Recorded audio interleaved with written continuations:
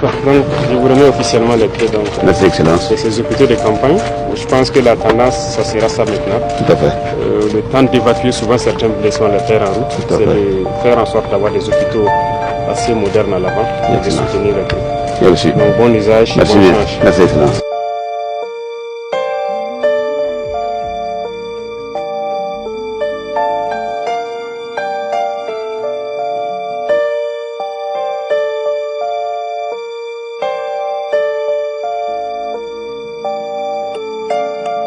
C'est un hôpital qui est conçu pour être déployé normalement au plus près des troupes en opération, dans les zones les plus sûres, pour pouvoir mener des interventions et mener une prise en charge immédiate avant maintenant d'être évacué plus tard vers le niveau central.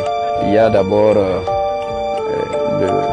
le véhicule imagerie, et le véhicule imagerie il permet de faire tout le diagnostic.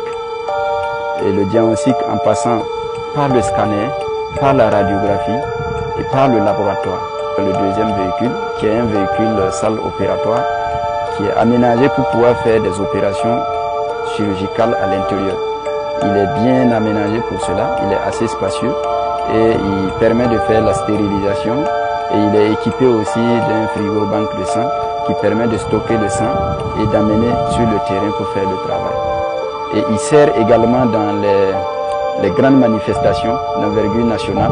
C'est bien que cet hôpital soit déployé en mesure de prendre en charge immédiatement des blessés qui pourraient survenir au cours des manifestations. L'autre avantage, c'est que le scanner est de 32 barrettes, ce qui permet, ça donne l'autorité au gouvernement de pouvoir, par exemple, soutenir un hôpital dont le scanner est en panne. Le véhicule peut se déplacer n'importe où, rejoindre l'hôpital ou le CHR, aller stationner là-bas pendant quelques jours ou quelques semaines, les aider à faire les examens de scanner jusqu'à ce que leur scanner soit réparé et il peut replier à tout moment. Donc ça, c'est un soutien stratégique qui va permettre aussi de remédier aux problèmes récurrents de panne de scanner dans les hôpitaux.